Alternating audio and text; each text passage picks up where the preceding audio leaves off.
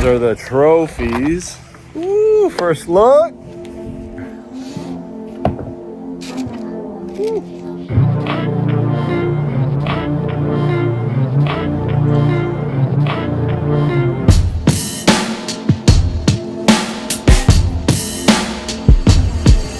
Removes the water and it reveals the creature. Yeah. I thought that was really cool. Like, that's creative. Like, I think one of the dumbest things that you can do as a freelancer, as a creative, as an artist is focus on the dollar amounts of the projects that you're working on. Like, I can't tell you how much it frustrates me seeing this from other people not taking a job or doing a job because they normally get paid more, or my rate is normally higher, or it's not, the job doesn't pay enough. And I think the thing people fail to understand is there's going to be jobs within any industry where you're going to win some and lose some. And same thing with products that you sell. On Amazon, there are products that they call loss leaders. They really kind of take a loss on them or break even in order to move that inventory. But then there's other products or to get people in the door and move that inventory, but to get people to their site and to buy stuff and get their information.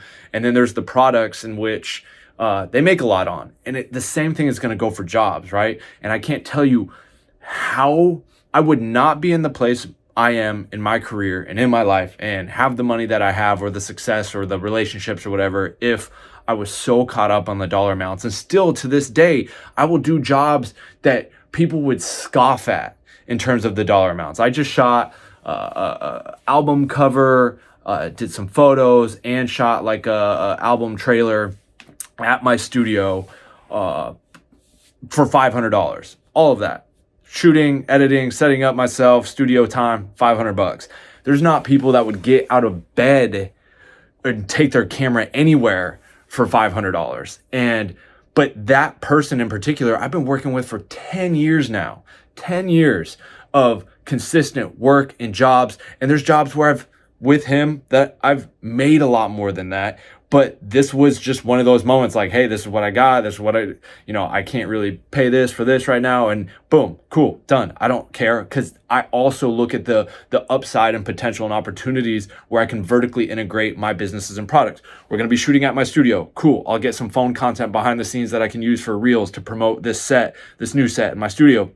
I'll shoot with some of my filters and get content so I can make some reels and content around and promoting that filter over on my filter page. And then production wise, like YouTube videos, behind the scenes content that I can now leverage for social media content, for my production company, for my YouTube channel. So this person, yes, I'm not getting my full rate, but I am getting paid, and I'm getting paid to be able to make content that like I wouldn't be otherwise able to make. And it's like, I don't know. I've just been someone who always can see the bigger picture in things. And it just blows my mind, especially in today's world and economy when, people are so rate snobby and hungry and like, just will like, yeah, I'm not doing that. Too cheap. I can't believe they insulted me with that offer. It's like, get over yourself. Get over yourself. And think about the longevity of your career versus a dollar amount right now. In second place. Third. And then best scare. Let's go. All right, so it is the day before the horror film contest screening party and event. We are at the barracks right now, getting it all set up. I'm gonna put snacks, candy over there. I'm gonna put the bar over there. The screening room is gonna be in our new area of the barracks, which is in this kind of stage area. So we're gonna have the screening happen here, and we'll have out front where people will enter in is where we'll have like the step and repeat red carpet check-in at the front of the barracks. People coming through here, check in here, step and repeat there, funnel everyone back there. So just getting set up. Went to Spirit Halloween, picked up a bunch of decor, about to transform the barracks into a spooky Halloween party venue. I love this. Tom is over here building a spider roof for the hallway, which is cool. It creates like this little environment that you're walking into. Creates a nice little section here. What are you using? Astera mounts?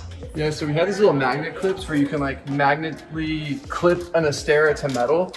But these are metal, so the clips just standalone, you can like hook the web too. So it's kind of these anchor points. But yeah, it's looking pretty good. Oh, this is gonna be, whoo! It's gonna be a vibe. It's gonna be a vibe. It's gonna be a vibe.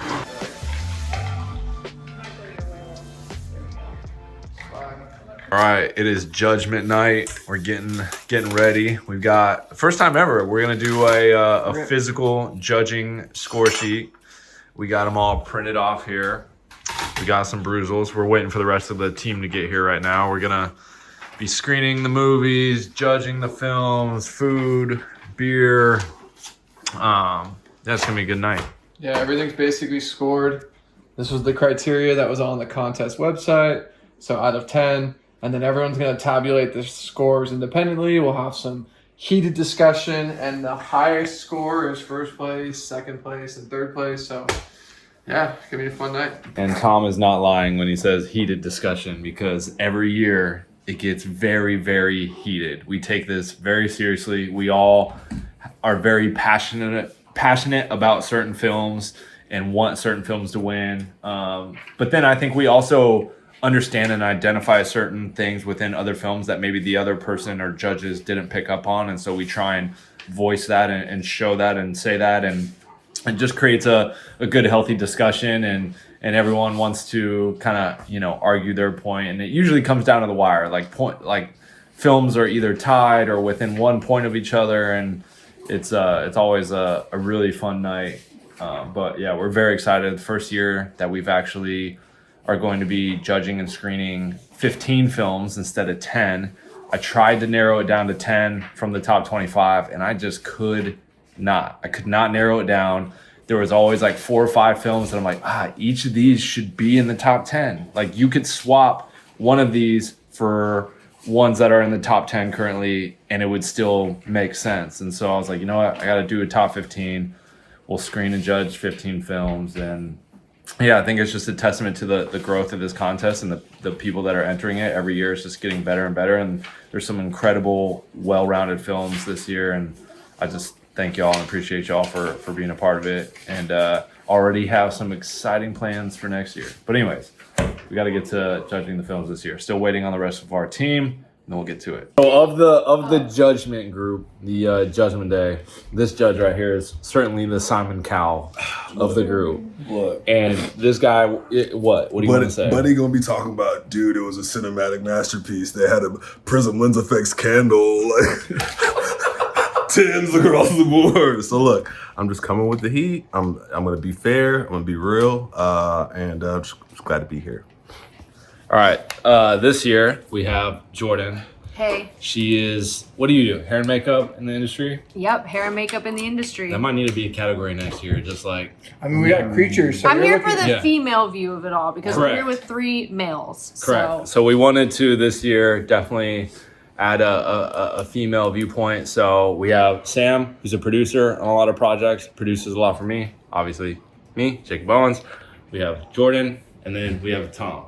So I think we each bring a different viewpoint. Me as a director, editor, Sam as a producer, creative director, hair and makeup. Yep. You're around a lot of Creative. projects. Yep. Yeah. DP. So yeah, we got a lot of different viewpoints, got some films to get through, and it's time to go. The board production value was amazing, but in no way am I sitting in my car in the rain and I see a creepy ass creature out in the rain. But you can't listen, let me talk. Let me get my shit off. No way am I gonna get out my car Twice. Once and we get there. get out my car after one. I see a creature in the distance.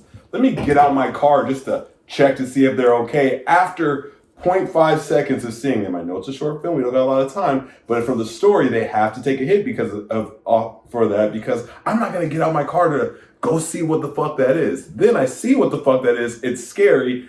I get back in my car and then I just casually jump back outside to get my inhaler. If you've never had asthma and you can't breathe, what, you're just gonna like you're gonna die in your car? Like, Maybe not. So listen. Not die. Every one of those films where you're trying to make the like, I would do this, you can make an excuse. I see that demon popping over the rock saying, I need your flesh. I'm like, nah, bro, I'm cool. I'm not that thirsty. Back off. Like, eat the rice and the creature. The creature's gone. The rice is that's set in the 19th. That was set all in I'm saying is like you Ponce can de point out Leon times. You can like, point out each moment of any of his films and be like, yeah, I'm not walking over there. I'm not doing that. You could say that about any horror film. Why does, when there's a spooky sound outside, do the people open the door? Hello? Yeah, the logic maybe didn't serve it many favors. I will say though, there was a lot of interesting things that I actually on a second viewing noticed. Like, everything was chaotic from a music score and sound design standpoint. And then when she hit her inhaler, it went like pure silent. And I was like, oh, that's cool. Because like she was able to calm herself. And like then it revealed the baby's gone. I was like, oh, that's really cool that inhaler's being used as like a storytelling component in the sound design element too, you know? It's one of the few films, at least for me, where I was like, I got goosebumps. But maybe that's also because I'm also a parent now and I have a child. But also like you said, to keep something scary when it's so well lit and you know what it is. A lot of horror films, you don't know what the thing is. It's kind of lurking in the shadows. It's creepy. From the jump, you know what this thing is, and it's kind of the whole time you're like, what's about to fucking happen? Goosebumps. Oh shit, that's creepy. Like, that's hard to do. But is the creature just going around collecting babies? I think the creative use of water is really interesting because I was telling Jake on the phone, and I don't mean to say this as a glaze. I just think we just saw it. We're having a discussion. The water was being used as also a storytelling component, where when the wiper removes the water and it reveals the creature, I thought that was really cool. Like, that's creative. Like, let's have a wiper remove this water off the window and show this like new threat. Like, that's cool. Like, obviously you go, oh, it's just rain. How creative is that? But it's like, okay, like it's actually being woven into like the prod value, which I think is cool. So would you say that nod to the water is heavier weight on production value? Or yeah, you could sway that. I think the prod value I'm looking at. Two different bathrooms. The bathroom where she's looking in the mirror is the bathroom at the See, party. it's confusing. So here's my explanation of the film, and maybe I'm wrong. She's swimming. You basically see the dude's mock. It's setting up, okay, this guy's about to go like lurk or pray or trying to be He's like also a sus lurking guy. on her while then he's swimming. Hard cut to the party, and the whole film is basically about her coming to the realization at this party that she's possessed. Because then it cuts to a flashback, and she's almost watching like a kind of like a third party of this situation that unfolded. And then remember, the door opens and a rack focuses the demon, and this demon is basically luring men in, which is the folklore, to kill them. I agree. The story is a little bit more dense than putting things in rice and they come back to life. It's like, okay, what's really going on? But I don't think that's a doc. I do think it's sort of, for me, it's like, wow, it's kind of actually letting you into this like deeper lore. But yeah, maybe it's a little too esoteric, so maybe I'll dock at a point. But for me, it's definitely a really rich story versus surface level story. You know what I mean? For sure. It's like somebody who's been eating cup of noodles is definitely not ready to go to like a 5-star Michelin ramen spot. You know what I'm saying? So it's like that's. To me, even if the story wasn't like so cut and dry, the cinematography, the production. Well, I mean, the visual storytelling and production value is off the charts for sure. If I had to pick, like, if I were to like watch one for the rest of my life, it'd be Said. So Said, Locker. All right, so Said's third. I'll just edge that out. In second place, do you want to film this for your vlog? Or? I mean, it's rolling. Oh, that's good. We're rolling. You're not in the picture, right. but we can In hear second place is Rain Woman with 172. That's acceptable. And That's first place. I will say, Rain Woman was my favorite film out of all of them. It's second place. It's literally within points. And first place is Lorelai with 175. I don't know. Dude, Lorelai's really well done. But I just. You're not gonna get me to argue against it. You're not. What do you mean? I can't argue against it. How can't is putting it in wait, rice what do you not mean in you the can't top argue? 3 though? the film Put contest. it in rices Why is it everywhere. put it in rice number 3? Put it in rice.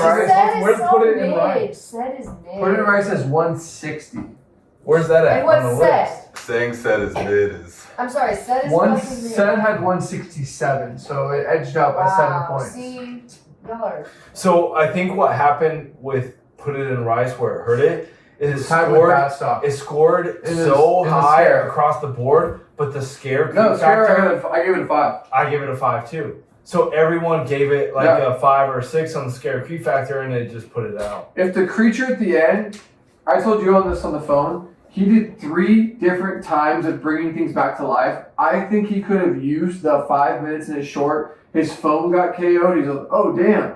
The computer and or the shot glass comes back to life, and then the hamster. I didn't need the phone, the laptop, the shot glass, then the hamster. If you killed one of those bring back to life, you could have had more of a horror film when the creature's back to life. Now the creature's ravaging. It was just the creature's like, hey Como, and then it ended. I was like, oh man, It's like Colo.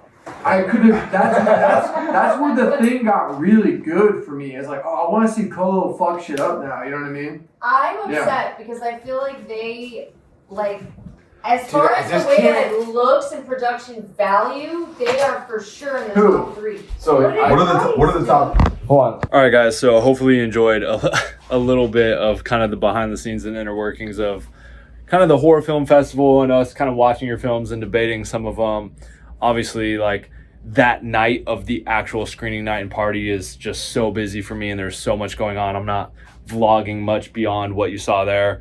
I have, since the contest has ended, put out a variety of pieces of content where you can watch like the top 15 films, you could watch the 3 winning films, and you could watch the like screening night recap. So if you want to see behind the scenes and more depth of like the actual party and the screening night, I'll have a link to the recap of that video of that night in the video description below. So go watch that recap video, and then within that video you'll be able to find links to like the top winning films, top 15 films, etc. But it was an absolutely amazing night, just an absolute stellar contest and turnout this year. Some amazing films and some really, really cool things have come of that. I'm in the works right now and talking with a horror film streaming platform, of which they want to strike a rev share deal with some of these films in the top 15, as well as like get my films on there, be a sponsor for the contest next year, and also talking with another big production company to help